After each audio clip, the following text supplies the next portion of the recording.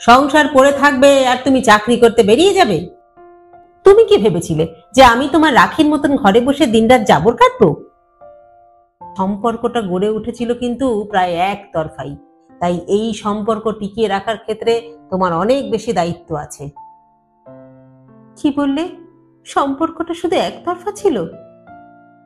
তুমি অত্যন্ত অবুঝ, insensitive, immature. গোয়ার তুমি করে পেটের বাচ্চাটাকে তুমি নষ্ট করছো না? আমার কথা কি তুমি একবারও ভেবেছো? হ্যাঁ, যে আসছে সে আমাদের ভালোবাসার সন্তান। আরে ওসব কেতাবি বুলি ছাড়ো, বি প্র্যাকটিক্যাল।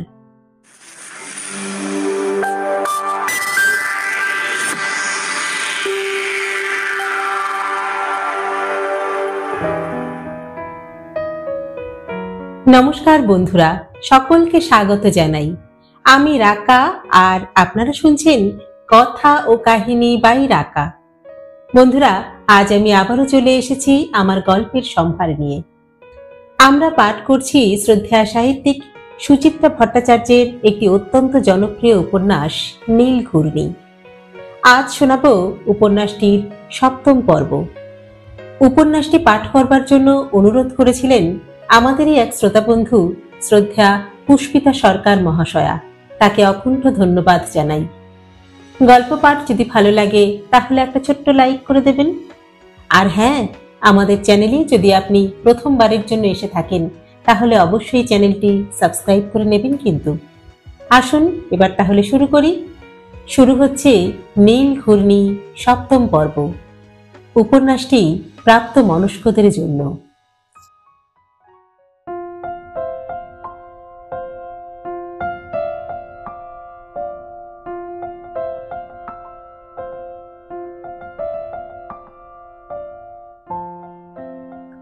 তুই আজ অফিস থেকে ফিরছিস কখন? কেন, যখন ফিরি ওই ধরো 7:30-8টায়। এত দেরি? তোর তো এয়ার এন্ডিং এর পার্ট চুকে গেছে। কবিতা ছেলের থালার পাশে মাছের ঝোলের বাটি রাখলো, নির্দেশের সুরে বলল, শোন, আজ একটু তাড়াতাড়ি ফিরবি কেমন? কেন? বলছি যখন তখন নিশ্চয়ই কোনো কারণ আছে, ফিরলেই দেখতে পাবি।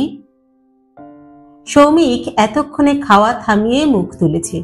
অফিসের তাড়াহুড়োর সময়ে এইসব হেয়ালি বাক্য তার মোটেই পছন্দ নয়। হালকা বিরক্তির স্বরে বলল, আহ, ঝেড়ে কাশো তো, কি হয়েছে কি? কবিতা সামান্য ইতস্তত করে বলল, আজ জয়শ্রীরা আসবে। জয়শ্রী? কে জয়শ্রী? আরে তানিয়ার মা, তানিয়াও আসবে সঙ্গে। মুহূর্তে সৌমিক পড়ে ফেলেছে কবিতাকে। আবার সেই খেলা, পুতুল নাচ। রুক্ষ স্বরে বলল, তোমায় বলেছি না আমার আর সম্বন্ধ করতে হবে না? তুমি বললেই তো আর হবে না। কবিতা ডাইনিং টেবিলের উল্টো দিকে বসল। আমার ছেলের ভালো মন্দ তো আমাকেই দেখতে হবে নাকি? আহ মা, I don't feel like marry. পলক থমকে ছিল কবিতা। পরক্ষণেই খড়খড় করে উঠল, দেখো সমু, কোনো ব্যাপারেই বাড়াবাড়ি ভালো নয়, বুঝেছ তো? একটা বজ্জাত মেয়ের নষ্টামির জন্য তুমি শুকিয়ে যাবে, এ আমি হতে দেব না। কি বললে? আমি শুকিয়ে যাচ্ছি? কোথায়? স্ট্রেঞ্জ। শোনো, মায়ের চোখকে তুমি ফাঁকি দিতে পারবে না। কি চেহারা হয়েছে তোর বলতো? হ্যাঁ, ছি ছি ছি। চোখের নিচে কালি, কণ্ঠার হাড় পর্যন্ত দেখা যাচ্ছে। মুখে হাসি নেই, সব সময় কেমন অ্যাবসেন্ট মাইন্ডেড ভাব। এ তো আর অনন্তকাল ধরে চলতে পারে না। তাছাড়া আমাদেরও তো একটা স্বাদ আহ্লাদ বলে কিছু আছে নাকি? একটা ক্রোধ প্রজ্বলিত হচ্ছিল সৌমিকের মাথায়, তবুও নীরবে বসে রইল, অতি কষ্টে। দৈতার সঙ্গে বিয়েটা ভেঙে যাওয়ার পর প্রথম কটা দিন বেজায় উঠে পড়ে লেগেছিল কবিতা। পারলে তক্ষুনি ছেলেকে ছাদনাতলায় পাঠিয়ে দেয়। মাঝে বেশ ঝিমিয়ে গিয়েছিল, এখন আবার উঠে পড়ে নেমেছে মাঠে। প্রায়শই নতুন নতুন মেয়ের ছবি আসছে বাড়িতে। যখন তখন সেসব সৌমিকের সামনে মেলে ধরা হচ্ছে, সৌমিকের অনিচ্ছা উপেক্ষা করেই। এবার কি পাত্রীপক্ষের সশরীরে বাড়িতে আক্রমণ শুরু হলো? না, এবার একটা যুদ্ধ লড়তে হবে বটে সৌমিককে। কবিতা বসু রায়ের শিক্ষা এখনো সম্পূর্ণ হয়নি। সৌমিকের ক্ষণিক নীরবতাকে বুঝি সম্মতি বলে ধরে নিয়েছে কবিতা। নরম গলায় বলল, তোর কষ্টটা আমি বুঝি রে সমু। অপমানটা আসলে তুই হজম করতে পারিসনি, তাই তো? শোন, তানিয়াকে একবার দেখ, ও তোর সব দুঃখ ভুলিয়ে দেবে। এই তো আর তোর ওই দইতার মতো কাটকাট অতি দিগ্গজ মেয়ে নয়। এ হলো অনেক নরম সরম, ঠিক যেমনটি তোর দরকার। তুই চাইলে জিন্স পরে তোর সঙ্গে পার্টিতেও যাবে, আবার তুই হুকুম করলে তোর পাও টিপবে। সৌমিক বিস্মিত চোখে তাকালো। এই বুঝি তবে ভালো বইয়ের কনসেপ্ট? কবিতা আবার বলল, জয়শ্রী অনেক কড়া ধাতের মেয়ে, মণিদীপার মতো হ্যাল হ্যাল ঝ্যালঝ্যাল নয়। মেয়েকে লাই দিয়ে একেবারে মাথায় তোলেনি জয়শ্রী। আমি তো কথা বলেছি তানিয়ার সঙ্গে, কি সফট, কি বিনয়ী, আর সর্বদা হাসি খুশি, আর রূপ। আহ মা, তুমি থামবে? আচ্ছা ঠিক আছে বাবা, ঠিক আছে, তুই না হয় সচক্ষে দেখে নিস, বাজিয়ে নিস। আর পারল না সৌমিক, খাওয়া ছেড়ে উঠে পড়েছে। বেসিন থেকে সোজা নিজের ঘর। প্যান্ট শার্ট পরছে, চুল আছড়াচ্ছে, ব্রিফকেস গুছিয়ে নিল। তার মধ্যেই শুনতে পাচ্ছে তানিয়া নামের এক অজানা মেয়ের রূপ গুণের বিবরণ। বাসুদেবের গলাও যেন কানে এলো, কি যেন বলছে কবিতাকে। স্বরে আরো উচ্ছ্বাস বেড়ে গেল কবিতার। বাড়ি থেকে বেরোনোর সময় সৌমিক আবার কবিতার কবলে। হাসি হাসি মুখে কবিতা বলল, তাহলে কটার মধ্যে ফিরছিস? সৌমিকের ঠোঁটের কোণে একটা হিংস্র হাসি উকি দিয়েই মিলিয়ে গেল। অস্ফুটে বলল, দেখি। শোন, 7টা বাজাস না কিন্তু, ওরা কিন্তু তাহলে এসে যাবে। হ্যাঁ না কিছুই বলল না সৌমিক। বাতাসহীন বাড়ির বাইরে এসে ছট করে শ্বাস টানল একটা। মুক্তির শ্বাস নয়, যান্ত্রিক দিন শুরু হওয়ার আগে অক্সিজেন আহরণ। হাঁটতে শুরু করে ঝলক আকাশ দেখল সৌমিক। কেন যে এখনো ঊর্ধ্বপানে চোখ চলে যায়। আকাশ আজ বেশ মেঘলা মেঘলা, ফাঁকে ফাঁকে হালকা নীল। গুমোটটা বেড়েছে। বৃষ্টি হবে কি আজ? হলে কিন্তু বেশ হয়। তুমুল বর্ষণে কত দিন ডোবেনি শহরটা। কল্প চোখে বাড়িধারা দেখতে পেল সৌমিক। থই থই জল ঢেউ তুলছে পথে। মৃত প্রায় সরীসৃপের মতো টলটলে এগোচ্ছে গাড়ি ঘোড়া, আর্তনাদ তুলতে তুলতে। ধূসর হয়ে আসা গাছগাছালি ভিজে ভিজে গাঢ় সবুজ, পাতা বেয়ে জল ঝরছে টুকরুক। ক্রমশ দইতার গভীর চোখের মতো সুন্দর হয়ে যাচ্ছে যেন দিনটা। সৌমিকের পা আচমকা থেমে গেল। সামনে শেয়ার ট্যাক্সির জন্য অপেক্ষমান মানুষের লম্বা কিউ। ঘাড়ের পিছনে অদৃশ্য বুলডগটার গর্জন, ঘেউ। বিকেল 4টের সময় কাজ থেকে মাথা তোলার ফুরসত পেল সৌমিক। এতক্ষণ যন্ত্র গণকের পর্দা অবিরাম রঙের হিল্লোল তুলছিল। তাকে নিষ্প্রাণ করে দিয়ে সৌমিক আড়মোড়া ভাঙল কয়েকটা, হাই তুলল, চোখ বোলালো এদিক ওদিক। পাশের কিউবিকলে কফিতে চুমুক দিচ্ছে নির্মাল্য, আঙুলের ফাঁকে স্যান্ডউইচ। সঙ্গে সঙ্গে সৌমিকের পেটেও খিদের অনুভূতি। মনে পড়ে গেল আজ তার টিফিনটাও করা হয়নি। ক্যান্টিনে যাবে না খাবার আনিয়ে নেবে, ভাবতে ভাবতে সৌমিক এসেছে পাশের কিউবিকলে। খেতে খেতে কাজ করতে থাকা নির্মাল্য কাজ থামিয়ে ঘুরে তাকালো। আরে আয় আয় বস, এই শোন না, আমি একটু পরে তোর কাছে যেতাম বুঝলি। নির্মাল্য সৌমিকের চেয়ে বছর 3-এর বড়। প্রায় একই সঙ্গে এখানে চাকরিতে ঢুকেছে। একটা বেশ বন্ধু বন্ধু ধরনের সম্পর্কও আছে। নির্মাল্য বলল, শোন, স্যাটারডে ইভিনিং এ আমার বাড়িতে চলে আয় বুঝলি। কেন, কি আছে? আরে আমার ম্যারেজ অ্যানিভার্সারি। নির্মাল্য কাঁধ ছাকালো। একটা গেট টুগেদার মতো করছি আর কি, ওই অফিসের 5-6 জন আর ক্লোজ কয়েকজন রিলেটিভ বুঝলি। আসবি তো? ও শিওর? সৌমিক নির্মাল্যর হাতের স্যান্ডউইচের দিকে একবার তাকালো। খিদেটা বেড়ে যাচ্ছে। আলগাভাবে বলল, এটা তোর কত নম্বর অ্যানিভার্সারি যেন? থার্ড? না না, ফোর্থ। ও আচ্ছা, দেখতে দেখতে তোদের বিয়ে 4 বছর হয়ে গেল। হ্যাঁ, হলো না? আরে গুড্ডুরি তো আগস্টে 3 হবে। কি ফাস্ট যে দিন যায় রে। এবার তোর স্কুলের জন্য ছুটোছুটি করতে হবে। দেখি কোথায় কত ডোনেশন কি হাঁকছে। তুই একেবারে পুরো সংসারই বনে গেছিস রে। আরে না, বলে কি আর উপায় আছে? হ্যাঁ, একে বলে ঠেলার নাম বাবাজি, বুঝলি? বিয়ে শাদী হোক, তুইও তখন টের পাবি। নির্মাল্য স্যান্ডউইচ শেষ করে হাত ছাড়ছে। বাইদি বাই, একটা অ্যাডভাইস দে তো, মানে সাজেশন আর কি। হ্যাঁ বল, কি ব্যাপার? মিমিকে কি প্রেজেন্ট করা যায় বলতো?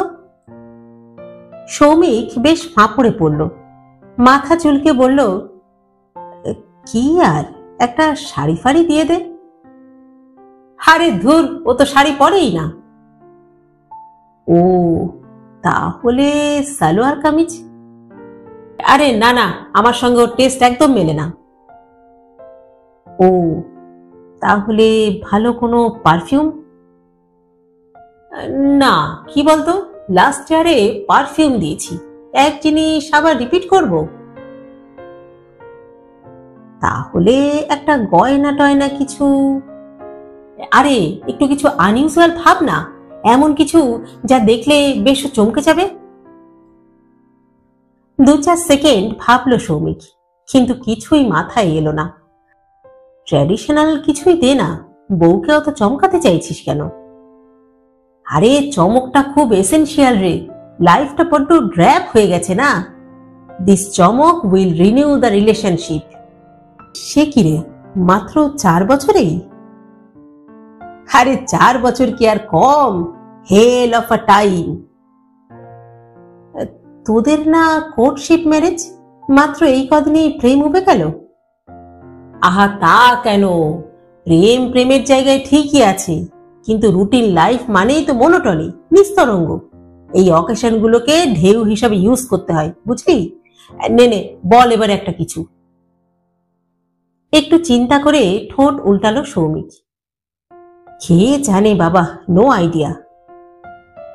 আরে ধুর, তুই একটা যাচ্ছে তাই। ভাবলাম ব্যাচেলারের কাছ থেকে নিশ্চয়ই কোনো স্ট্রেঞ্জ টিপস পাওয়া যাবে, তা না। বলতে বলতে হঠাৎ চোখ মুখ উদ্ভাসিত হলো নির্মাল্যর। এই শোন, আমার মাথায় একটা আইডিয়া এসেছে। কি আইডিয়া? ধর, যদি মিমিকে আমি একটা কাকাতুয়া উপহার দিই। হ্যাঁ, বিবাহ বার্ষিকীতে কাকাতুয়া? হ্যাঁ, নয় কেন? আরে ও তো পাখি টাকি ভালোই বাসে, পেয়ে বেশ চমকাবে না বল? খুশি হবে না? মিমি ভি খুশ আর গুড্ডু ভি খুশ, কি বলিস? সৌমিক হাঁ করে রইল কিছুক্ষণ। বিবাহ বার্ষিকীতে এবার থেকে কি পশু পাখি বিনিময় শুরু হবে? মিমিও হয়তো নির্মাল্যকে চমকে দেওয়ার জন্য কোনো কুকুর টুকুর, আশা ড্যাশান্ড কিংবা ছোটখাটো নেকড়ে টেকড়ে। কোন দিকে যাচ্ছে ভালোবাসা, সম্পর্ক? একে টিকিয়ে রাখতে কি প্রয়োজন উত্তেজনাময় চমকের?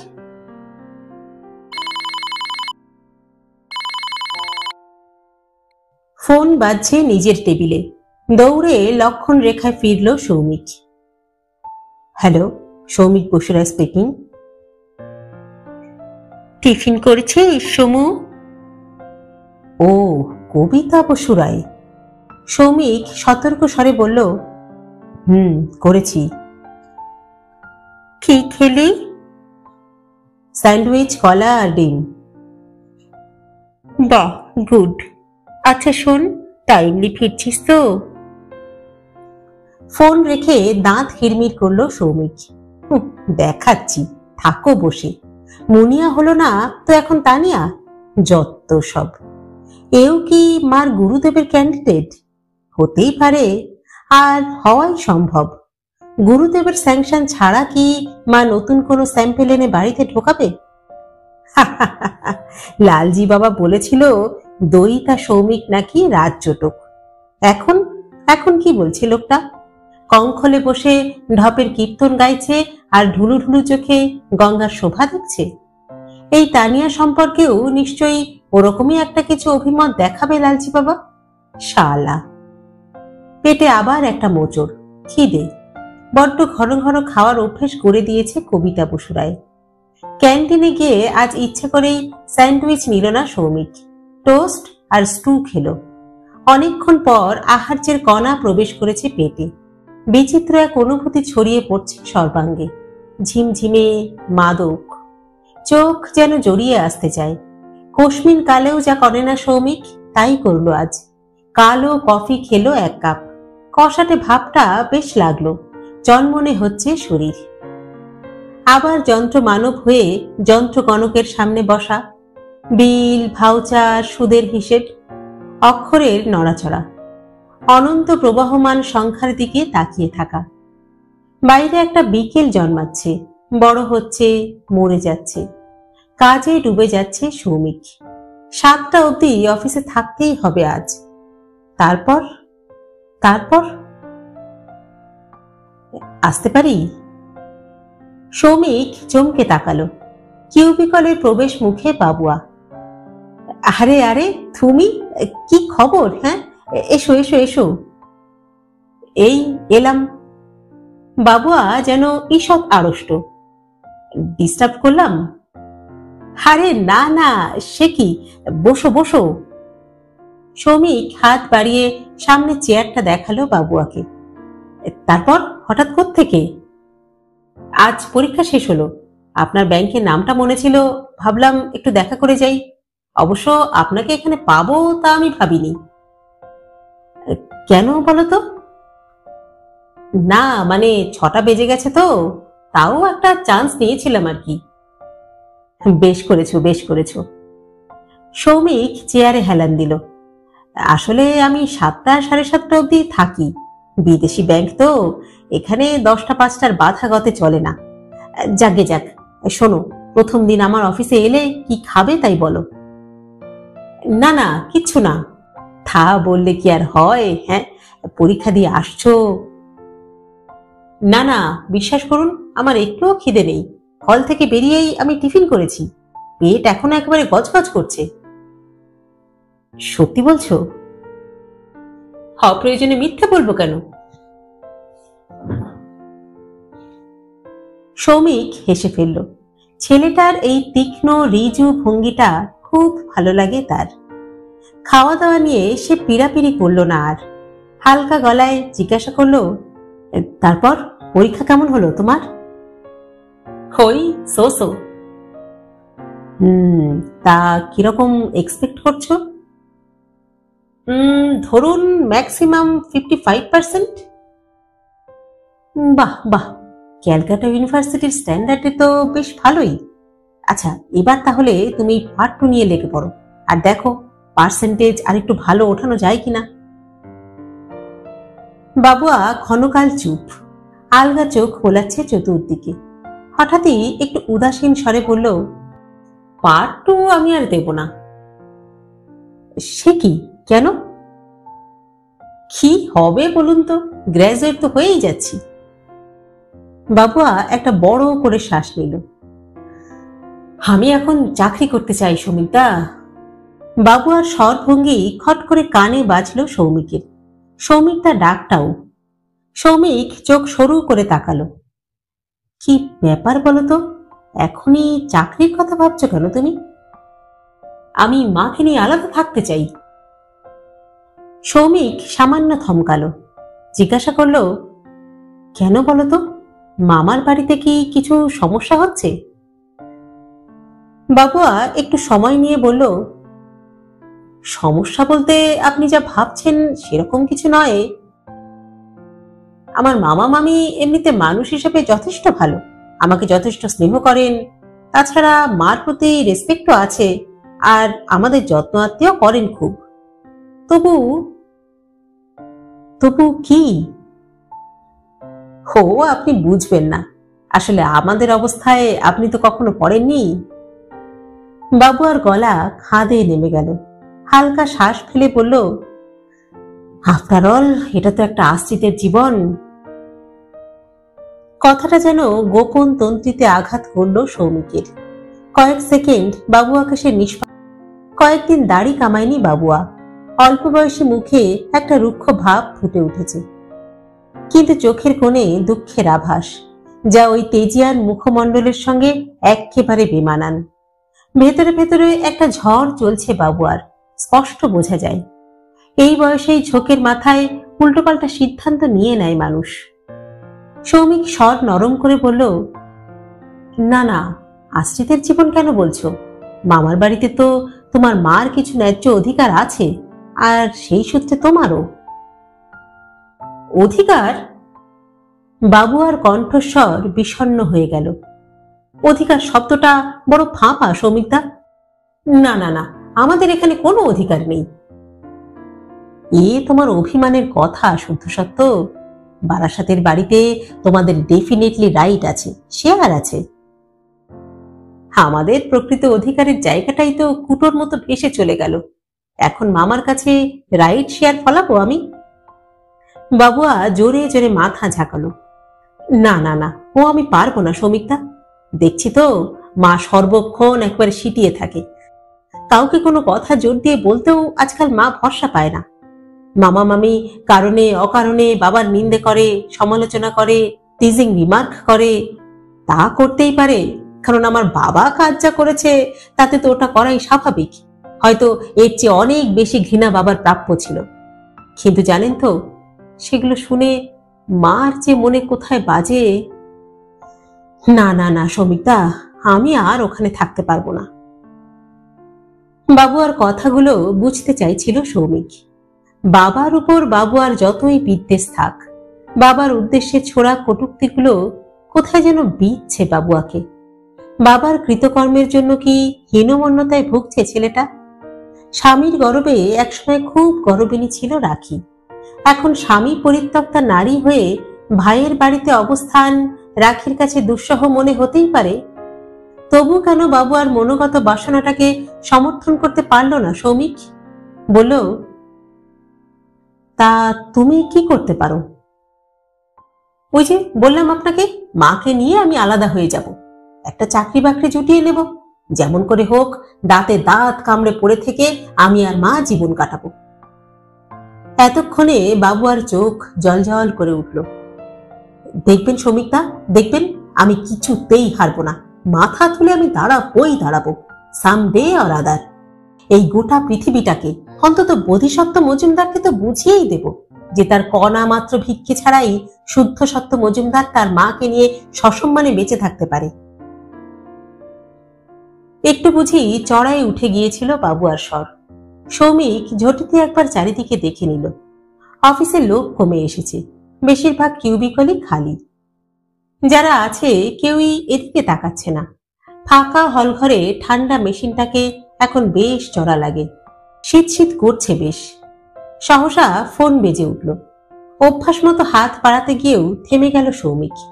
কার ফোন সে ঠিক অনুমান করতে পারছে। বেজে বেজে ক্লান্ত হয়ে একসময় নীরব হলো দূরভাষ যন্ত্র। চোরা স্বস্তি অনুভব করল সৌমিক। বেচারা তানিয়া। আবার হঠাৎ বাবুয়ার গলা, কি সৌমিকদা, পারবো না আমি? হ্যাঁ, আপনি কি বলেন? তক্ষুনি কোনো জবাব দিতে পারল না সৌমিক। এইমাত্র কবিতা বসু রায়ের আহ্বানকে উপেক্ষা করেছে সে, কিন্তু অস্থি মজ্জা মস্তিষ্কে বাসা বেঁধে থাকা সেই কবিতা বসু রাই ক্ষণিক কল্পনা বিলাসী সৌমিককে যুক্তি বুদ্ধি অগ্রপশ্চাৎ বিবেচনা বোধে বেঁধে ফেলেছে এখন। সোজা হয়ে বসে সৌমিক বলল, শোনো, বি প্র্যাকটিক্যাল শুদ্ধ সত্য। কেন, কি অবাস্তব কথা বলেছি আমি? আমি কি একটা চাকরি জোগাড় করতে পারবো না? না না, তা হয়তো পারবে, কিন্তু কত টাকার? তোমার তো কাজের কোনো অভিজ্ঞতা নেই, কোনো টেকনিক্যাল কোয়ালিফিকেশন নেই। তাছাড়া তুমি পড়াশোনাও করছো জেনারেল লাইনে, আর চাকরির যা বাজার, বড়জোর সেলসে টেলসে কিছু একটা জুটবে। উদয়স্ত পরিশ্রম করে বড়জোর 2-4 হাজার পাবে। তাতে কি আর চলবে তোমাদের? নিশ্চয় চলবে, চালাতেই হবে। শোনো, ভদ্র পরিবেশে এখন একটা ঘরের ভাড়া কত তা জানো? দুটো মানুষের সংসার চালাতে কত খরচ হয় সে সম্পর্কে তোমার কোনো আন্দাজ আছে? তেমন হলে আমি মাকে নিয়ে বস্তিতে গিয়ে উঠবো, নুন ভাত খেয়ে থাকবো। নুন ভাত খেয়ে থাকবো? দুধে ভাতে থাকা ছেলে তো সত্যি সত্যি নুন ভাত খেয়ে থাকা যে কি জিনিস তা তো আর জানে না। মাকে নিয়ে বস্তিতে তুললে একটা ক্যাডাফেরাস কাণ্ড হবে। 7 দিনের মধ্যে পালাই পালাই রব তুলবে, কেঁদে তখন কুল পাবে না। ছেলেটা একেবারে পুরো খ্যাপা হয়ে গেছে। মুহূর্তের জন্য বোধিসত্ত্বর উপর ভয়ঙ্কর রাগ হলো সৌমিকের। কি নিষ্ঠুর লোক, কি অবলীলায় বউ ছেলেকে ভাসিয়ে দিল। অথচ দিব্যি সুন্দর একটা বৃত্তাকার জীবন হতে পারত ছেলেটার। সব কিছু এখন তালগোল পাকিয়ে গেল। শালা বিজ্ঞানী যে কি করে এমন ইরেশনাল হয়। নিজেকে সামলে নিয়ে বাবুয়াকে বোঝানোর চেষ্টা করলো সৌমিক।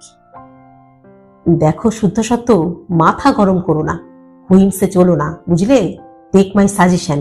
শোনো, এখন কটা বছর তুমি বারাসাতে দাঁতে দাঁত চেপে পড়ে থাকো। মনে করো এটা তোমার জীবনভর লড়াইয়ের একটা প্রস্তুতি। আর আলাদা যদি থাকতেই হয় তাহলে মামাকে বলে তোমার মার অংশটা বুঝে নাও, তারপর সেখানে না হয় স্বাধীনভাবে থাকো। পরামর্শটা একেবারেই মনোপুত হয়নি বাবুয়ার।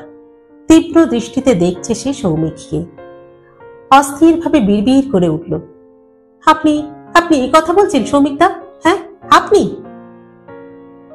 কেন, আমি অন্যায় কি বলেছি? না না না, আপনার কাছ থেকে এই কথা শুনবো বলে আমি আসিনি। ভেবেছিলাম আপনি হয়তো আমার সিচুয়েশনটা কিছুটা ফিল করতে পারবেন।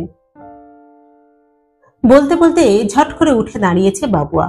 হন হন করে বেরিয়ে গেল কিউবিকল ছেড়ে। একটি বারও আর পিছন ফিরে তাকালো না।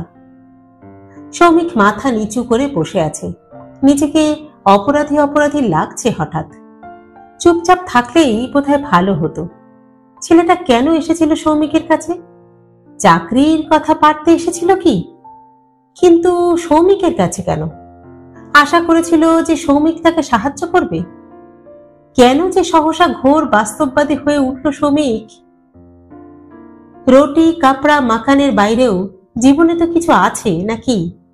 সেই কুয়াশার ওপারের পৃথিবী? না, বাবু আর আবেগকে বোধহয় আর একটু সহানুভূতির চোখে দেখা উচিত ছিল তার। ম্রিয়মান মুখে লিফট থেকে নিচে নেমে এলো সৌমিক। বাইরে এখন গাঢ় সন্ধে, বিশ্রী গুমট। যানবাহনের কর্কশ ধ্বনি চিরে দিচ্ছে কানের পর্দা। বীজ বীজ করছে নাগরিক কোলাহল। সৌমিক এখন যাবে কোথায়? কবিতা বসুরায়ের গুহায় ফিরবে? অসম্ভব।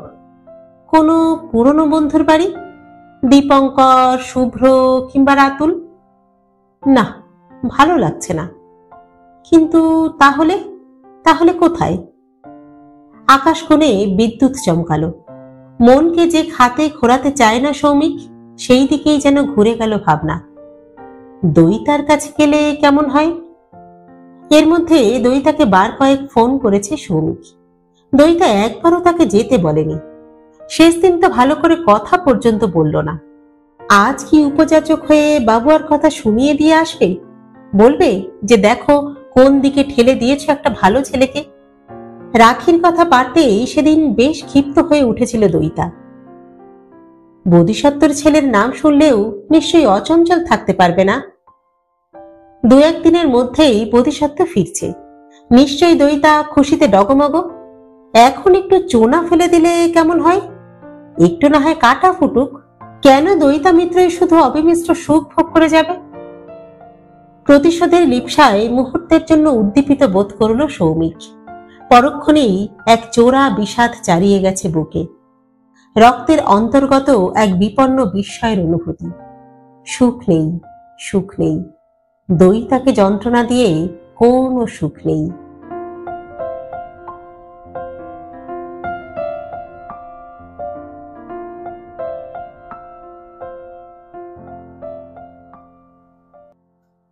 ঋতুচক্র যেন অনেকটাই বদলে গেছে এবছর। জ্যৈষ্ঠ প্রায় পড়তে চলল, অথচ এখনো একটাও কালবৈশাখীর দেখা নেই। বৈশাখ মাসে বাতাস বেশ শুকনো থাকে। রোদের তাপ গা ঝলসে দেয় না বটে, কিন্তু সন্ধ্যা হলেই ভারী মনোরম এক হাওয়াও বয়। এই শহরের নিজস্ব হাওয়া, গঙ্গা নদীর গন্ধ মাখা। এবছর সবই কেমন উল্টো পাল্টা। কোথায় গেল ধুলোর ঝড়, কোথায় বা সেই বাতাস, সে সব যেন নিরুদ্দেশে চলে গেছে। এখন 24 ঘন্টাই শুধু উৎকট গরম, থমথমে, প্যাঁচপেঁচে, ভ্যাদভেদে। পাখার নিচেও স্বস্তি নেই, ঘাম হচ্ছে অবিরল। বাতাসে এত আর্দ্রতা, অথচ আকাশ ঝকঝকে নীল। এ যেন বৈশাখ নয়, এ যেন নির্মেঘ ভাদ্র। বদল ঘটে গেছে বোধিসত্ত্বর, অনেকটাই, অন্তত দয়িতার চোখে। যে মানুষটা কদিন আগে বিদেশ পাড়ি দিয়েছিল, সেও আত্মভগ্ন ছিল বটে, তার কিছুটা পরিচয় দয়িতা আগেও পেয়েছে। কিন্তু বার্লিন প্রত্যাগত বোধিসত্ত্ব মজুমদার যেন তার চেয়েও অন্য কিছু। নিজের অস্তিত্বের বাইরে গোটা বিশ্ব সম্পর্কেই সে যেন অচেতন এখন। ভীষণ বইপুনো হয়ে গেছে বোধিসত্ত্ব। নিজের গবেষণার বাইরে আর কোনো কিছুতেই সে এখন আর আগ্রহী নয়। এমনকি আগ্রহ নেই দয়িতাতেও, বিন্দু মাত্রও না। আজকাল দয়িতার সঙ্গে দিনান্তে একটি কথাও হয় কিনা সন্দেহ। বড়জোর খাবার টেবিলে দু চারটে ছেঁড়া ছেঁড়া সংলাপ। আশ্চর্য এই যে দয়িতার শরীরও যেন আর টানে না বোধিসত্ত্বকে। আগে পড়াশোনার সময় দয়িতা পাশে গিয়ে দাঁড়ালে বোধিসত্ত্ব কাছে টেনে নিত দয়িতাকে, নিজের কাজকর্ম সম্পর্কে বোঝাতো। সঙ্গে সঙ্গে চলতো লঘু শরীরী খেলা।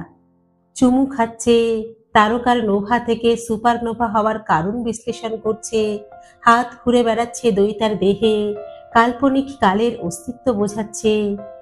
উফ, সে কি অসহ্য পুলক! দয়িতার শরীর যেন লক্ষ্য সেতার হয়ে বেজে উঠছে। মাঝে মাত্র কয়েকটা দিন তো গেছে, এখন যেন পড়ার ঘরে দয়িতার অস্তিত্বও টের পায় না বোধিসত্ত্ব। গভীর রাতে যখন বিছানায় এসে শোয়, তখন যেন পোড়া কাঠ। দয়িতা বেশ কয়েকবার নিজে থেকে এগিয়েছে, নির্লজ্জ হয়েছে, তবু জাগাতে পারেনি বোধিসত্ত্বকে। মাত্র কয়েকদিনেই দয়িতা পুরনো হয়ে গেল, নাকি দয়িতার সন্তান হবে এই সংবাদটাই নিরুত্তাপ করে দিয়েছে বোধিসত্ত্বকে? কিংবা দয়িতা সন্তান নষ্ট করবে না জেনে ক্ষুব্ধ হয়েছে বোধিসত্ত্ব? দয়িতা কোনোটাই পুরোপুরি মানতে পারে না, মানতে ইচ্ছা করছেও না দয়িতার। মাত্র কমাসেই বোধিসত্ত্বর কাছে দয়িতার সব রহস্য ঘুচে গেছে, এও কি সম্ভব? বাচ্চা নষ্ট না করা নিয়ে তেমন ক্ষোভ আছে বলেও তো মনে হয় না। তেমন থাকলে নিশ্চয়ই কোনো না কোনো মুহূর্তে টের পেত দয়িতা। বোধিসত্ত্ব মোটেই আবেগ গোপন করতে পারে না, দয়িতা জানে। বোধিসত্ত্ব যেদিন ফিরল বিদেশ থেকে, সেদিনই দয়িতা বোধিসত্ত্বর গলা জড়িয়ে ধরে বলেছিল, এই শোনো না, রাগ করো না কিন্তু, আমি কিন্তু তোমার কথা শুনিনি। ভ্রু কুঁচকে তাকিয়েছিল বোধিসত্ত্ব। কি কথা? বারে, তুমি আমাকে ফোনে বললে না? যে আসছে সে আসুক না গো, আমার খুব ইচ্ছা করছে। ছেলে হলে কি নাম হবে বাছাও আমি শুরু করে দিয়েছি, আর মেয়ে হলেও। বোধিসত্ত্ব নিষ্পলক দেখছিল দয়িতাকে, তারপর কাঁধ ছাকিয়েছিল। শুনেই যে ফোনে অত চিৎকার করলো, ঘোর অমত থাকলে নিশ্চয়ই সে সামনাসামনি ওভাবে চুপ মেরে যেত না। প্রথম প্রতিক্রিয়ায় নিশ্চয়ই লজ্জা পেয়েছিল বোধিসত্ত্ব।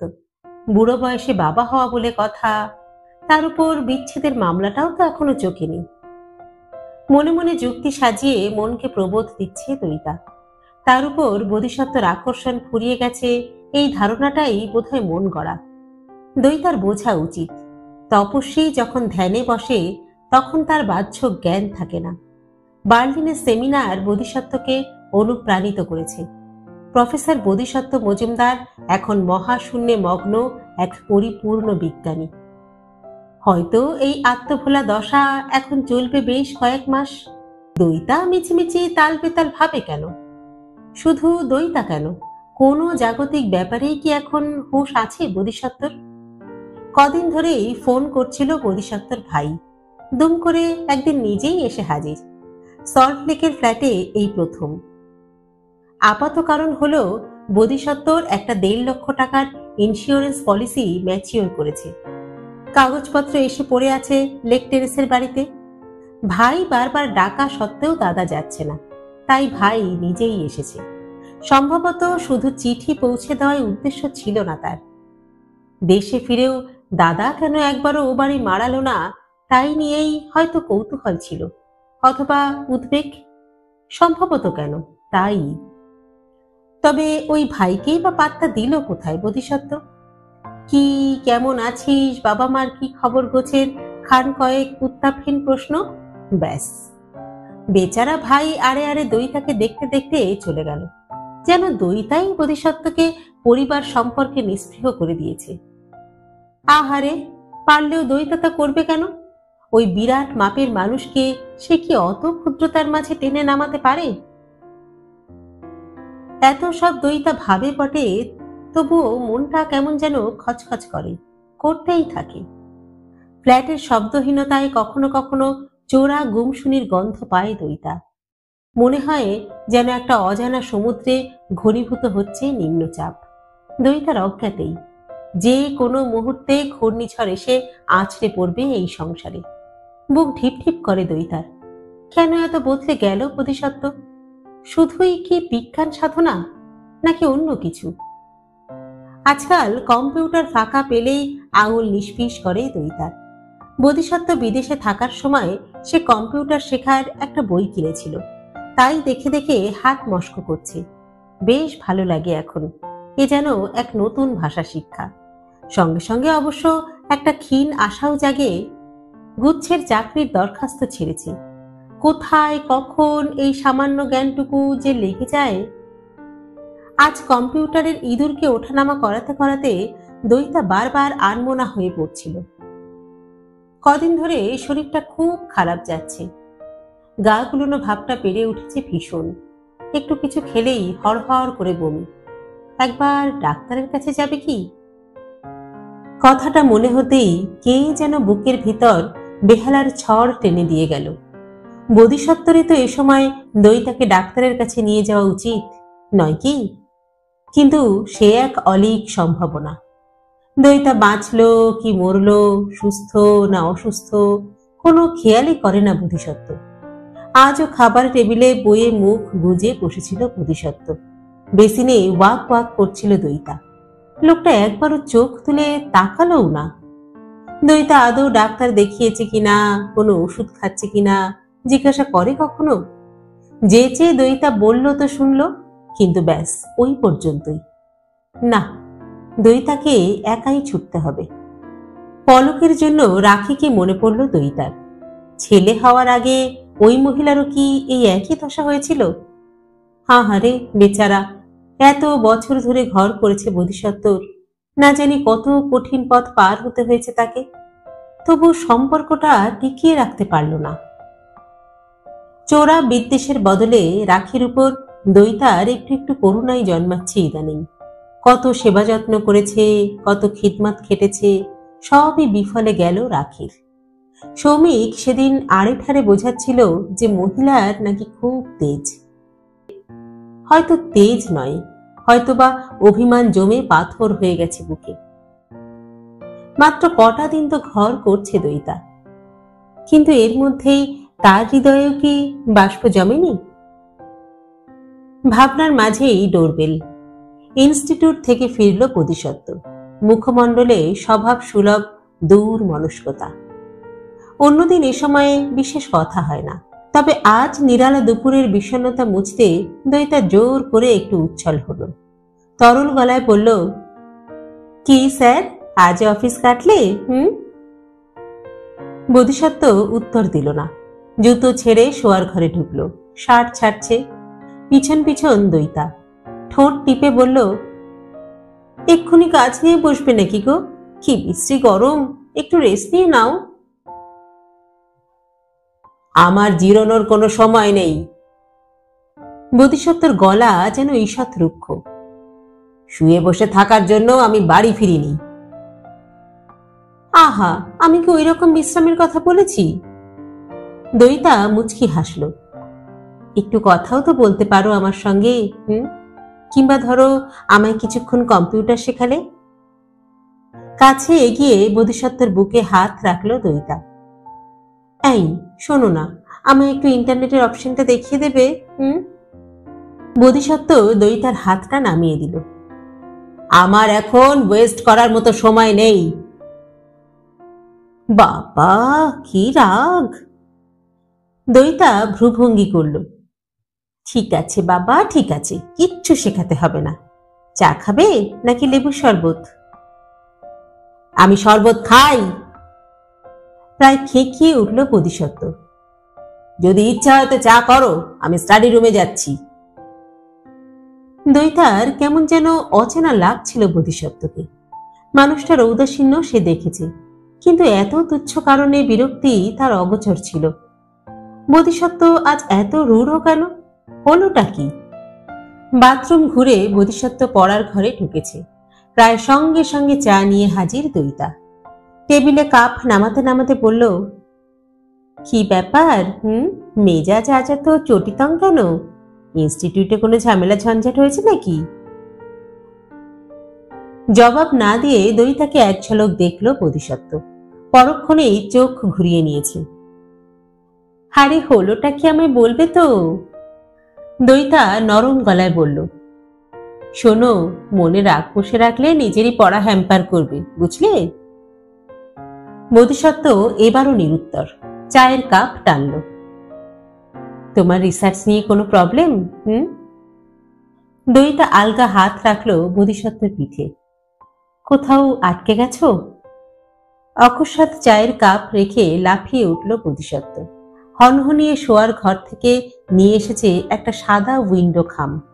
টেবিলে আছড়ে ফেলে বলল, এটা কি আমি জানতে পারি? কি ওটা? দইতা অবাক। কিছুই বুঝতে পারছো না, না? বোধিসত্ত্বর স্বর বেশ চড়া। খাম খুলে চিঠিটায় চোখ বুলিয়েই খুশিতে চলকে উঠেছে দইতা।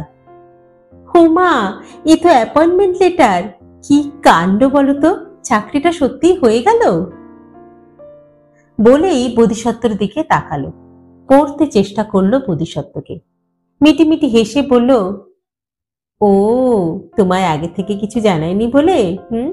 কবে ইন্টারভিউটা দিয়েছে জানো? সেই তুমি ফেরার আগে, গত মাসের 27 তারিখে। চাকরিটা যে আদৌ হবে তাই কি আমি ভেবেছিলাম বলো? তুমি চাকরির চেষ্টা করছো তাও তো কখনো আমায় বলনি তুমি। এই বাজে কথা বলো না, সেদিন খাবার টেবিলেই তো কথা হচ্ছিল। সে তো কথার ছলে কথা, একটা চাকরি পেলে বেশ হয়, একা একা বাড়িতে বসে থাকতে ভালো লাগে না, এই সব। তা বলে তুমি যে সিরিয়াসলি চেষ্টা করছো। দইতা একটু আহত বোধ করলো। ভার গলায় বলল, অত বলা বলির কি আছে? সত্যি তো আমি একা, আমার তো কিছু ইনভলভমেন্ট লাগবেই বলো। আমার নিজস্ব জগৎ, নিজস্ব একটা জানলা। সংসার পড়ে থাকবে আর তুমি চাকরি করতে বেরিয়ে যাবে? তুমি একথা ভাবলে কি করে বলো তো? সংসার সংসারের মতো চলবে, এখানে আমার কি করার আছে বলো? নেই? অফকোর্স নেই। রান্না বান্না আমি সব করে রেখেই বেরোবো, না হলে লোক রেখে নেব। বলতে বলতে অজান্তেই চোখ বড় হয়ে যাচ্ছিল দইতার। সত্যি সত্যি তুমি কি চাও না আমি চাকরি করি? হ্যাঁ, মেয়েদের চাকরি করা তুমি কি পছন্দ করো না? বোধিসত্ত্ব একটুক্ষণ চুপ, তারপর আবার নীরস স্বরে বলল, দেখো দইতা, আমি পিউরিটান নই, আমি প্রগম্যাটিক। যে ফ্যামিলিতে মেয়েদের চাকরির প্রয়োজন আছে সেখানে মেয়েরা চাকরি করুক, তাতে আমি কিচ্ছু খারাপ দেখি না। কিন্তু তোমার তো সেরকম কোনো অভাব নেই, নেসেসিটিও নেই, বরং তোমার ঘরে থাকা অনেক বেশি জরুরি। কেন? বাহ, সবই কি তোমায় বুঝিয়ে বলতে হবে? হ্যাঁ, তুমি জানো না যে আমি একটা বড় কাজে হাত দিয়েছি? কাজটা আমার পার্সোনাল নয়, পৃথিবীর মানুষের জন্য কাজ। এটা আমার মিশন। ফর দিস পারপাস আমার একজন সর্বক্ষণের সঙ্গী চাই, just to look after me. তুমি নাচতে নাচতে চাকরি করতে বেরিয়ে যাবে আর আমি হাতের কাছে কাজের জিনিস খুঁজে পাবো না? হ্যাঁ, আমি নিজের কাজের চিন্তা করব নাকি সাংসারিক ব্যাপার নিয়ে মাথা খারাপ করব? দইতা ক্রমশ স্তম্ভিত হয়ে যাচ্ছিল। নিজের কানকে যেন বিশ্বাস করতে পারছে না। বোধিসত্ত্ব তাকে কি ভাবে? দেখাশুনো করার লোক, চাকরানি, সেবাদাসী? এই প্রথম বোধিসত্ত্বর সামনে কঠিন স্বরে কথা বলল দইতা। অর্থাৎ তুমি চাও আমার নিজস্ব কোনো ভুবন থাকবে না, তাই তো? আহা, তা কেন? স্বাধীনভাবে তো অন্য কাজও তুমি করতে পারো। যেমন ধরো, ওই পপুলার সায়েন্সের বইটা যে আমি লিখবো করছি, তুমি বসে বসে সেটার খরচা করো। কাজটা তোমার খারাপও লাগবে না। আফটার অল এটাই তো তোমার লাইন। অর্থাৎ কিনা তোমার গণ্ডি টেনে দেওয়া ঘরেই আমায় থাকতে হবে, তাই তো? বিদ্রুপটা বুঝি বিঁধল বোধিসত্ত্বকে। তেতো গলায় বলল, কেন, এতে অন্যায়টা কি আছে শুনি? নিশ্চয়ই টিভি কোম্পানির সেলস অফিসার হওয়ার জন্য তুমি ফিজিক্স নিয়ে এমএসসি পড়োনি। বোধিসত্ত্বকে এখন আর আত্মভোলা বৈজ্ঞানিক বলে মনে হচ্ছে না, যেন সুচতুর কৌশলী এক অতি সাধারণ পুরুষ। অপযুক্তির সুতোয় বাঁধতে চাইছে দইতাকে। দইতার ঠোঁটের কোণ বেঁকে গেল। কেন, আমি অন্য চাকরি করলে কি তুমি মেনে নেবে? একটা স্কুলের লিভ ভ্যাকেন্সিতে চাকরি পাওয়ার কথা চলছে। কপালে থাকলে পার্মানেন্ট হয়েও যেতে পারি। সায়েন্সের টিচার, বলো পেলে করব? তোমার যা ইচ্ছে তুমি তাই করো। বোধিসত্ত্ব দাঁতে দাঁত ঘষছে। বিড়বিড় করে বলল, আমার আগেই বোঝা উচিত ছিল। কি বোঝা উচিত ছিল? তুমি কি ভেবেছিলে যে আমি তোমার রাখির মতন ঘরে বসে দিনরাত জাবর কাটবো? মুখটা পলকে পাংশু হয়ে গেল বোধিসত্ত্বর। প্রায় তক্ষুনি চেঁচিয়ে উঠেছে হঠাৎ, তুমি থামবে? তুমি যাবে এখান থেকে? Will you please leave me alone? তোমার যা প্রাণ চায় তুমি তাই করো। আমি তোমাকে আর কিচ্ছু বলবো না, ঠিক আছে? কয়েক সেকেন্ড হতবুদ্ধির মতো দাঁড়িয়ে থেকে পায়ে পায়ে বেরিয়ে এলো দইতা। মাথা ঝাঁঝা করছে। শোয়ার ঘরে এসে বিছানায় গড়িয়ে পড়ল। থিতু করতে চাইছে নিজেকে। ছি ছি, বোধিসত্ত্বর সঙ্গে এই আচরণের কোনো অর্থ হয়? যে লোক চিরকাল সেবা পেতে অভ্যস্ত, দুম করে বউয়ের চাকরি পাওয়া সে কি সহজে মেনে নিতে পারে, অন্তত এই বয়সে? আশ্চর্য, দইতা তো নিজেই বোধিসত্ত্বর ছায়ায় থাকতে চেয়েছিল। অথচ আজ যখন বোধিসত্ত্ব তাকে পুরোপুরি নিজের অধিকারে রাখতে চায়, তখন দইতা ছটফট করে কেন? তাছাড়া শরীরের এখন যা অবস্থা, তাতে এক্ষুনি চাকরি নিলে কদিন যে করতে পারবে তার তো ঠিক নেই। তবে কেন মিছিমিছি ঝগড়াই বা করল? দুম করে রাখির কথা তুলে নিজেকেই কি ছোট করল না দইতা? সারাটা বিকেল, সারাটা সন্ধে ধিকি ধিকি অনুশোচনার আগুনে পুড়ল দইতা। বোধিসত্ত্ব পড়ার ঘরেই রয়েছে। মাঝে মাঝে পর্দার ফাঁক দিয়ে তাকে দেখছিল দইতা, ঠিক যেমন ভাবে লুকিয়ে লুকিয়ে দেখত ক্যাম্পাস টাউনের লাইব্রেরিতে কর্মরত বোধিসত্ত্বকে। রাতের জন্য অপেক্ষা করছিল দইতা, ঠিক যেমন ভাবে একা একা প্রতীক্ষায় থাকত বোধিসত্ত্বর। চা দিচ্ছে বোধিসত্ত্বকে, কফি দিচ্ছে, রান্নাবান্না সেরে রাতে খেতেও ডাকলো। সবই রুটিন মতো, কিন্তু বোধিসত্ত্বর দিকে সরাসরি চোখ তুলে তাকাতে পারছিল না দইতা। যেন সে বোধিসত্ত্বর সহবাসে অভ্যস্ত রমণী নয়, যেন সে সেই ক্যাম্পাস টাউনের ছাত্রী দইতা। বোধিসত্ত্বর চোখে চোখ পড়লে তার বুক থরথর। এই ফ্ল্যাটের আলোগুলোও আজ বড় বেশি প্রখর যেন। দইতা আর বড্ড নার্ভাস লাগছিল। মাঝরাত পার করে বোধিসত্ত্ব বিছানায় এলো। তখনও দইতা জেগে। চরাচর নিঝুম হয়ে গেছে। লবণ হ্রদের এদিকটায় প্রচুর গাছগাছালি।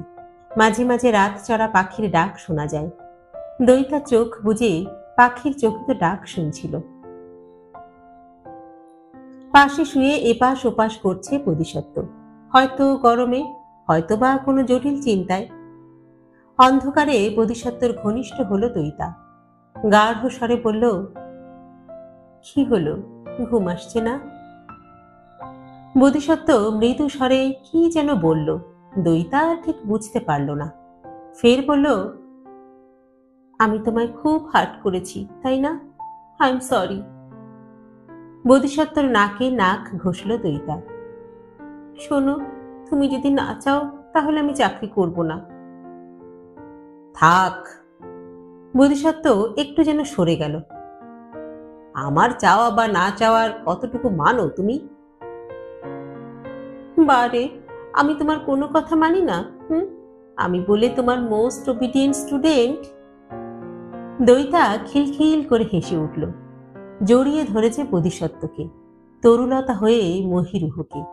ফিস ফিস করে বলল, এই আমায় একটু আদর করো।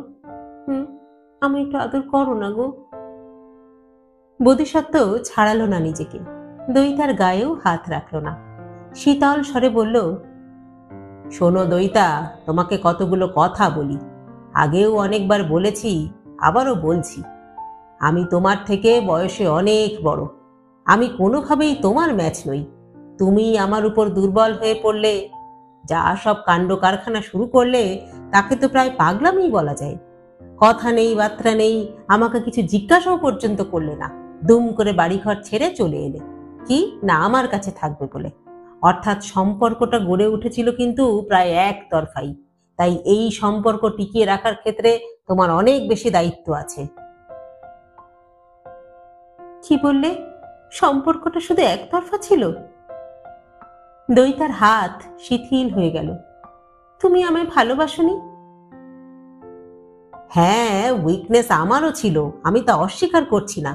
ইনফ্যাক্ট আমি তার মূল্যও চুকিয়েছি। ওখানে আমার গবেষণা কত স্মুথলি এগোচ্ছিল তুমি তা জানো? কত দিনের পুরনো পরিবেশ ছেড়ে আমি এক কথায় এখানে চলে এসেছি। কেন না শুধুমাত্র তোমার জন্য। জানো, তুমি আমার কাছে আছো বলে যখন চারিদিকে ছিচিৎকার পড়ে গেছে, তখন ভাইস চ্যান্সেলর আমায় ডেকে কি বলেছিলেন? বলেছিলেন, ডক্টর মজুমদার, আপনার নামে উড়ো কমপ্লেন আসছে। বুঝতেই তো পারছেন, মরাল টার্পিটিউডের কেস, একটা এনকোয়ারি করার কথা উঠছে। এখন আপনিই যদি শুধু একটা রিটেন দেন যে যে মেয়েটি আপনার সঙ্গে বাস করছে সে আপনার আত্মীয়, শুধু পড়াশোনার সুবিধার জন্যই আপনার কাছে রয়েছে, ব্যাস, তাহলেই আমি গোটা ব্যাপারটাকে একেবারে উড়িয়ে দেব। আপনার মতো প্রফেসরকে আমাদের ইউনিভার্সিটি লুজ করতে চায় না, আপনি প্লিজ। কিন্তু আমি, বুঝলে, এই আমি কিন্তু তার কথা এগ্রি করিনি দইতা। আই টেন্ডার্ড মাই রেজিগনেশন, কারণ মিথ্যাচার করা আমার স্বভাব নয়। তোমার আমার প্রকৃত সম্পর্কটাকে আমি অন্য কোনো মোড়কে দেখাতে চাইনি। এখানেও তোমায় নিয়ে যে কে কি ভাবে, আমি তার বিন্দু মাত্র কেয়ার করি না। একটুক্ষণ অন্ধকার নীরব, তারপর আবার বোধিসত্ত্বর স্বর ফুটেছে, আত্মগতভাবে বলে উঠল, তোমাকে আমার কাছে রাখবো বলে আমি রাখিকে তাড়িয়ে দিয়েছি, আমার ছেলেকে পর্যন্ত পরিত্যাগ করেছি। সে তো আমিও সব ছেড়ে। আরে ও তো তোমার হুইংস, খেয়াল। এই যেমন এখনো তুমি তোমার খেয়াল মতো চলছো, তোমার কাছে আমার ইচ্ছে অনিচ্ছের কোনো মূল্য নেই। তুমি আমায় এত বকছো কেন বলো তো? চাকরি করতে চাওয়াটা কি এমন অপরাধ হয়েছে আমার? অপরাধ হবে কেন? ওটা আমাকে ডিফাই করার একটা উদাহরণ। তুমি অত্যন্ত অবুঝ, ইনসেনসিটিভ, ইনম্যাচিওর। গোয়ার তুমি করে পেটের বাচ্চাটাকে তুমি নষ্ট করছো না, আমার কথা কি তুমি একবারও ভেবেছো? হ্যাঁ, আমার তো মনে হয় তুমি ওই বাচ্চাটার ফিউচার নিয়েও ভাবছো না। তার কি পরিচয় হবে, সমাজে সে কিভাবে অ্যাকসেপ্টেড হবে, এসব কিচ্ছু ভাবছো না তুমি। দইতা আহত স্বরে বলল, যে আসছে সে আমাদের ভালোবাসার সন্তান। আরে ওসব কেতাবি বুলি ছাড়ো, বি প্র্যাকটিক্যাল। এটা ইউরোপ আমেরিকা নয়, বুঝেছো? রাখির সঙ্গে এখনো আমার ডিভোর্স হয়নি, তাই এক্ষুনি তোমাকে আমি বিয়েও করতে পারছি না। যদি এই পিরিয়ডে বাচ্চাটা জন্মায়, ছি ছি ছি, আমার তো একটা মান সম্মান আছে নাকি?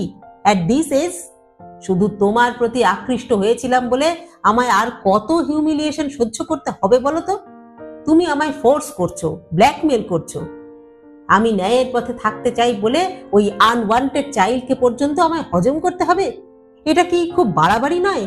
এবং তারপরেও আমি তোমার কাছ থেকে পুরো লয়্যালটি পাবো না, যা আমি রাখির কাছ থেকে পেতাম। টোটাল ওবিডিয়েন্স, নিঃস্বার্থ কোঅপারেশন। রাখিরও বিদ্যে বুদ্ধি কিছু কম ছিল না, বুঝেছো? কিন্তু সে আমার বাইরে নিজস্ব জালনা, নিজস্ব ভুবন, এসব কিচ্ছু খোঁজেনি।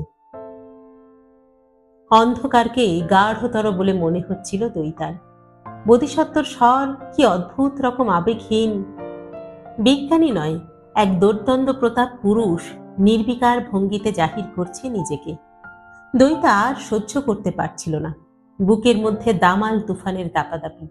দু চোখ ঠিকরে একসঙ্গে বেরিয়ে আসতে চাইছে আগুন আর জল। সরে গেল সে বোধিসত্ত্বর পাশ থেকে, দেওয়ালের দিকে ফিরে শুয়েছে। নিঃশ্বাস পড়ছে ঘন ঘন। তীব্র যন্ত্রণায় যেন দুমড়ে মুচড়ে যাচ্ছে হৃৎপিণ্ড। পিঠে বোধিসত্ত্বর হাত। আমায় একটু বোঝো দইতা, একটু রিয়েলাইজ করার চেষ্টা করো। এসো, কাছে এসো। দইতা ছিটকে সরে গেল। না, তুমি আমায় ছোবে না, একদম ছোবে না। ছেলে মানুষই করো না। বোধিসত্ত্ব বদলে যাচ্ছে দ্রুত। জোড়ো রোগীর মতো তপ্ত হাতে টানছে দইতাকে। ঘড়ঘড়ে গলায় বলল, অনেক বকেছি, এবার পিস। এসো এসো, একটু আদর করে দিই। থাক। কেন? ভাল লাগছে না আমার, আমার আদর চাই না। কিন্তু আমার যে চাই। অবিকল কামার্ত বিড়ালের স্বর। গা ঘিনঘিন করে উঠল দইতার। বাধাও দিল না, এগিয়েও এলো না। নিঃসাড়ে সহ্য করছে যৌন প্রহার। নিবৃত্ত হলো কামনা। ঘুমিয়ে পড়েছে বোধিসত্ত্ব। নীলচে অন্ধকারে দইতা বসে আছে নিঝুম। নিজেকে খুঁড়ছিল। সে আদতে কে এখন? একটা মেয়ে মানুষ, শুধুই একটা শরীর, যার হৃদয় থাকতে নেই, বোধ থাকতে নেই, নিজস্ব কিছু চাওয়া পাওয়া থাকতে নেই। এখন থেকে বুঝি নিজস্ব অস্তিত্ব বিলোপের সাধনা শুরু করতে হবে। অজান্তেই দইতার চোয়াল কঠিন হয়ে গেল। দু চোখের মণি জ্বলছে আধারে।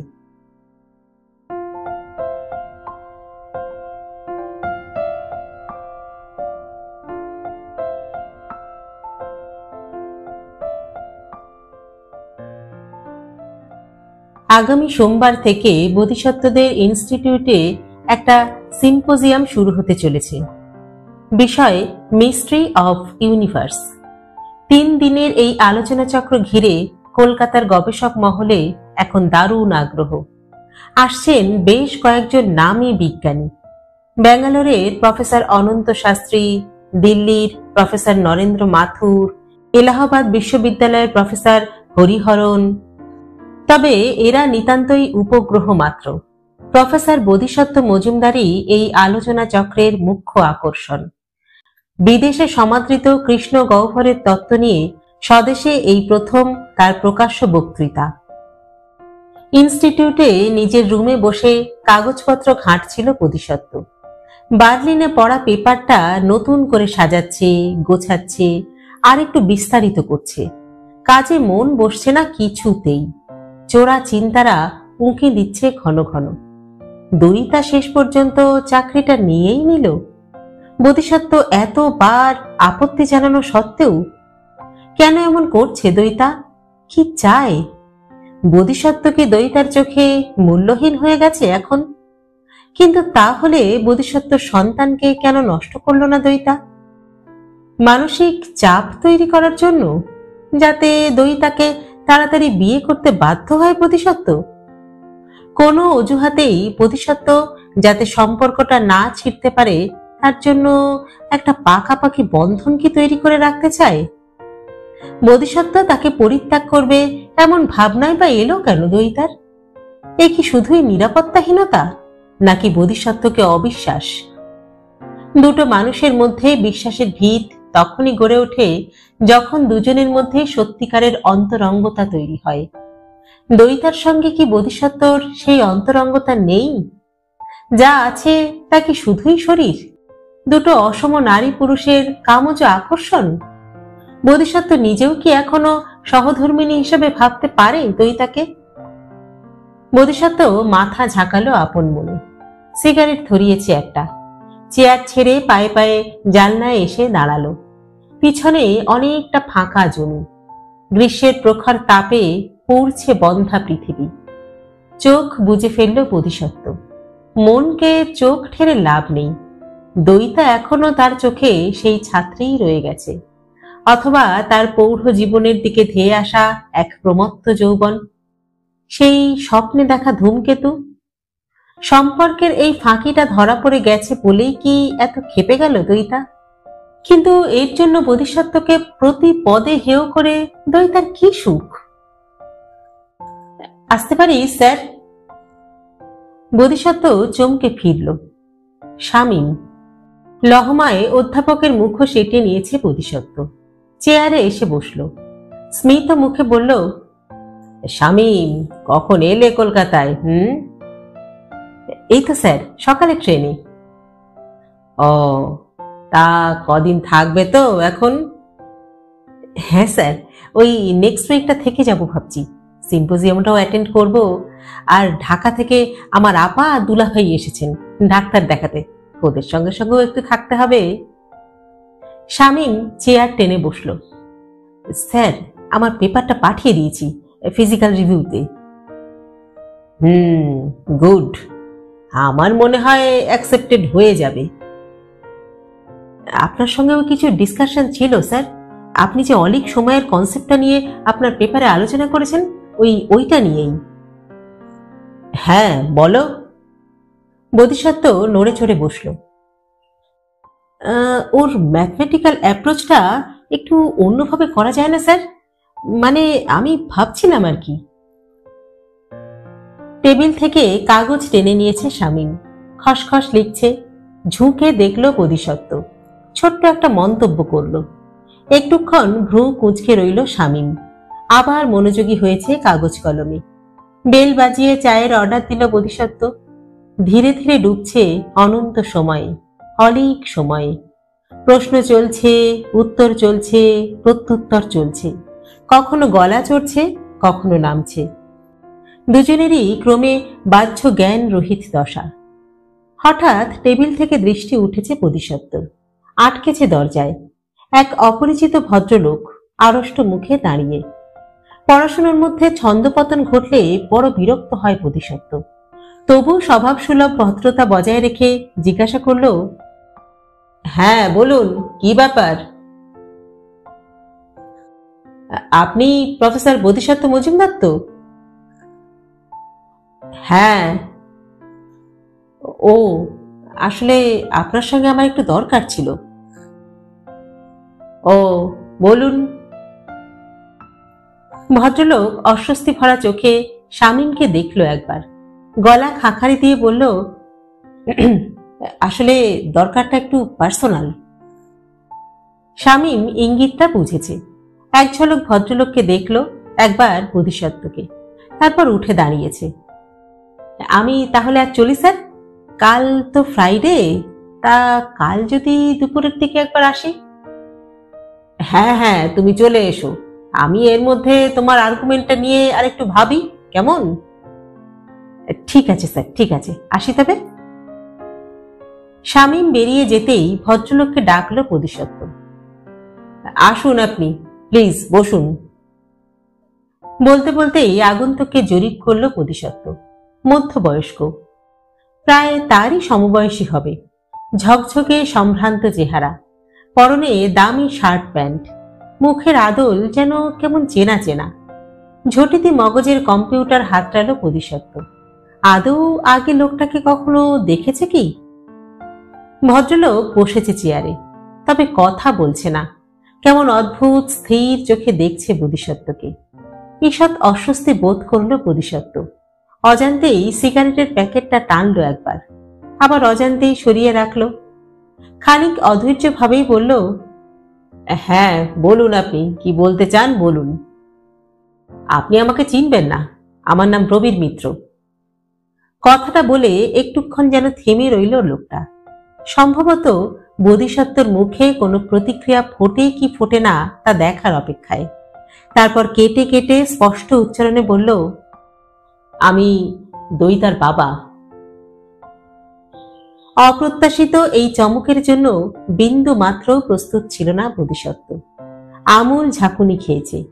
হতচকিত স্বরে বিড়বিড় করল শুধু, ও আচ্ছা আচ্ছা, নমস্কার নমস্কার, বলুন। আপনি কি আর বলার কিছু রেখেছেন? স্বরটা কি একটু চড়াই উঠেছিল প্রবীরের? অন্তত বোধিসত্ত্বর তো সেরকমই মনে হলো। অকস্মাৎ টের পেল কুলকুল ঘামছে। নিজেকে ধমকালো বোধিসত্ত্ব। আশ্চর্য, সে কি দৈতার ধরা পড়ে যাওয়া কিশোর প্রেমিক? লোকটার সামনে কুঁকড়ে থাকার কোনো কারণই নেই। বোধিসত্ত্ব জোর করে গলায় ভারী কি ভাব আনল। আপনার আসার উদ্দেশ্যটা কিন্তু এখনো জানতে পারিনি। হঠাৎ যেন ছায়া ঘনালো প্রবীরের মুখে, ঝুঁকেছে টেবিলে, সামান্য কাতর স্বরে বলল, আমি শুধু আপনার কাছে একটা কথাই জানতে এসেছি প্রফেসর। আপনি এত জ্ঞানী মানুষ হয়েও আমার মেয়েটার এই সর্বনাশ কেন করলেন? আপনার ল্যাঙ্গুয়েজটা কিন্তু যথেষ্ট আপত্তিকর মিস্টার মিত্র। বোধিসত্ত্ব চেয়ারে হেলান দিল, স্বর আরো গম্ভীর। আমি সজ্ঞানে আপনার মেয়ের কোনো ক্ষতি করিনি। আপনার মেয়ে স্ত্রীর মর্যাদায় আমার সঙ্গে বাস করছে। কি কি বললেন? স্ত্রীর মর্যাদায়? কিন্তু স্ত্রী হয়ে তো আর নয়। এটা একটা টেম্পোরারি অ্যারেঞ্জমেন্ট। আমার সঙ্গে আমার স্ত্রীর ডিভোর্সটা হয়ে গেলেই উই উইল গেট ম্যারিড। বোধিসত্ত্ব খানিকটা বক্তৃতার ঢং আনল গলায়। শুনুন মিস্টার মিত্র, আপনার সোশ্যাল স্ট্যাটাস সম্পর্কে আমার পরিষ্কার কোনো ধারণা নেই।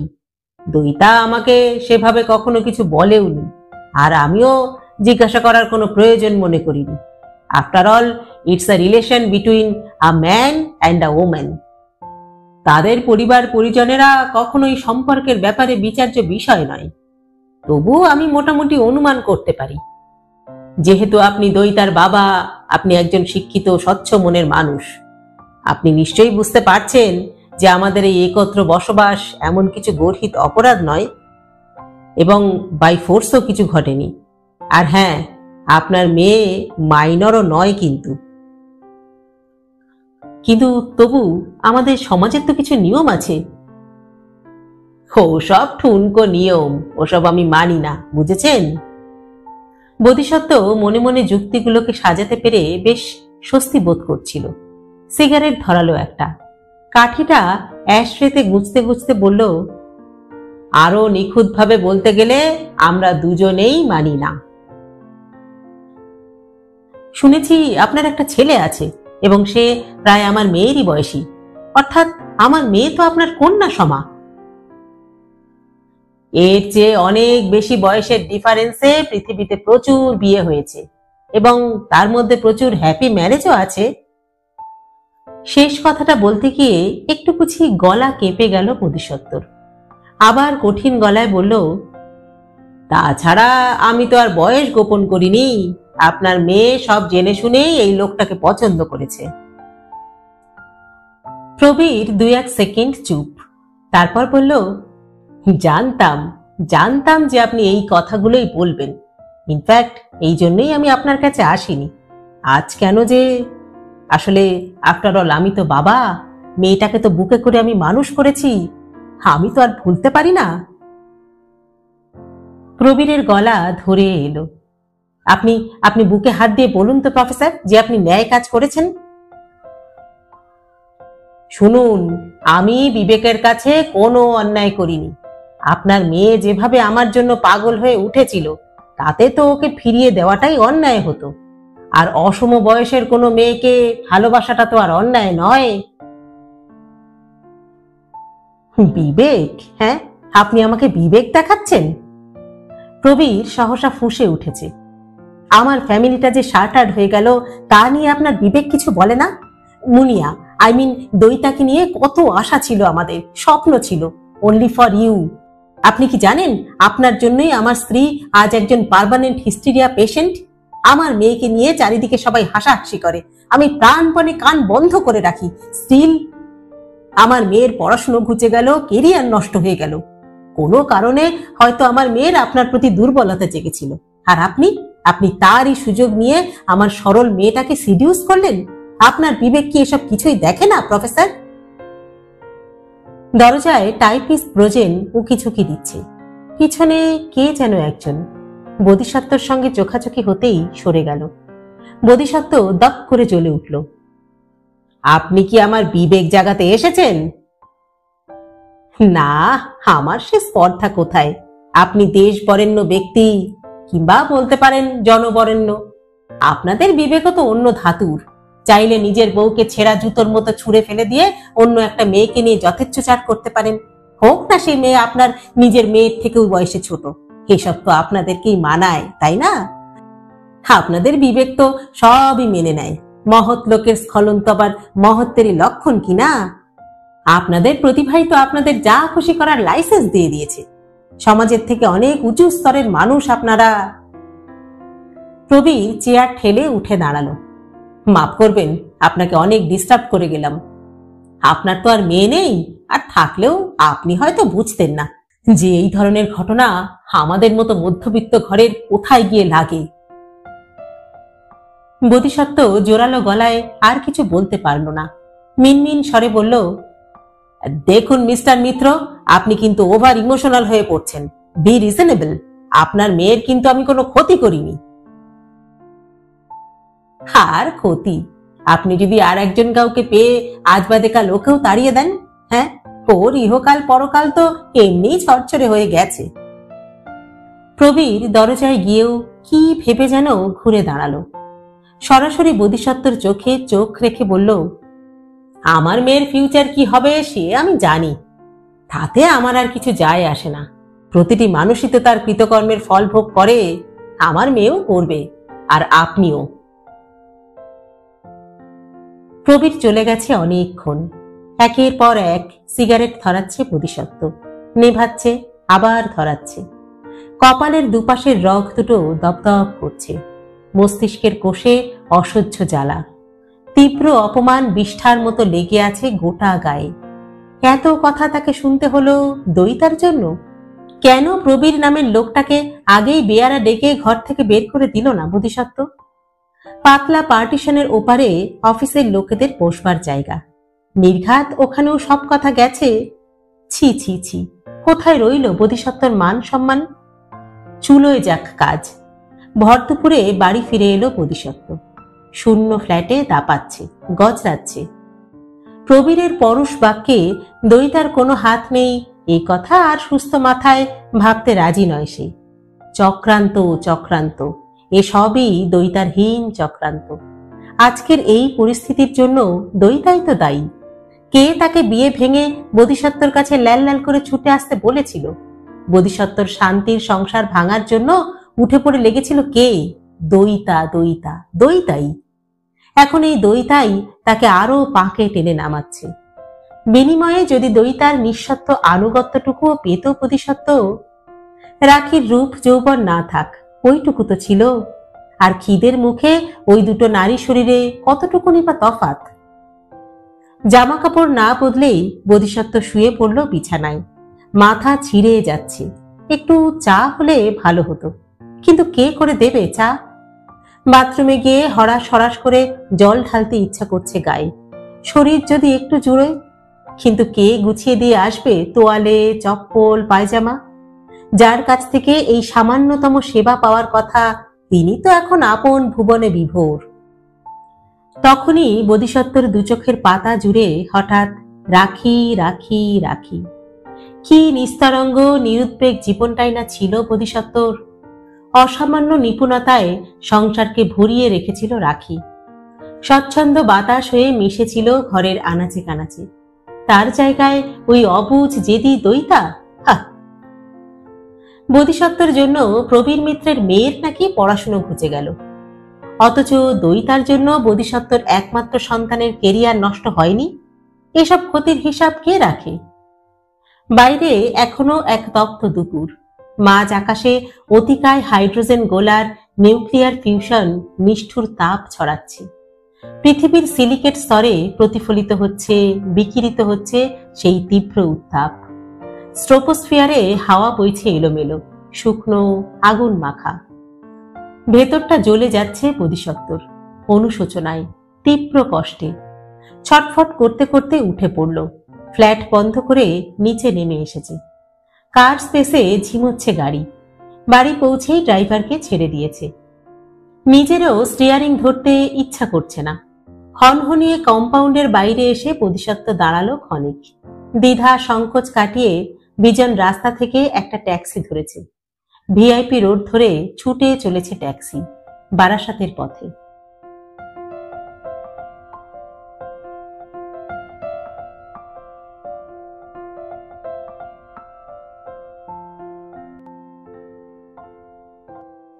শেষ হলো নীল ঘূর্ণি সপ্তম পর্ব। লিখেছেন শ্রদ্ধেয় সাহিত্যিক সুচিত্রা ভট্টাচার্য। গল্প পাঠ করলাম আমি রাকা। আপনারা শুনছেন ইউটিউব চ্যানেল কথা ও কাহিনী বাই রাকা। আজকের পর্বটি কেমন লাগলো আপনাদের কমেন্ট বক্সে অবশ্যই জানাবেন। কিন্তু গল্প পাঠ যদি ভালো লাগে তাহলে আমাদের চ্যানেলটিকে লাইক, শেয়ার ও সাবস্ক্রাইব করতেও ভুলবেন না কিন্তু। আজ তাহলে এই পর্যন্তই। পরবর্তী পর্ব নিয়ে ফিরে আসবো খুব শীঘ্র। ততদিন সকলে সুস্থ থাকবেন, ভালো থাকবেন এবং অবশ্যই আমাদের সঙ্গে থাকবেন। নমস্কার।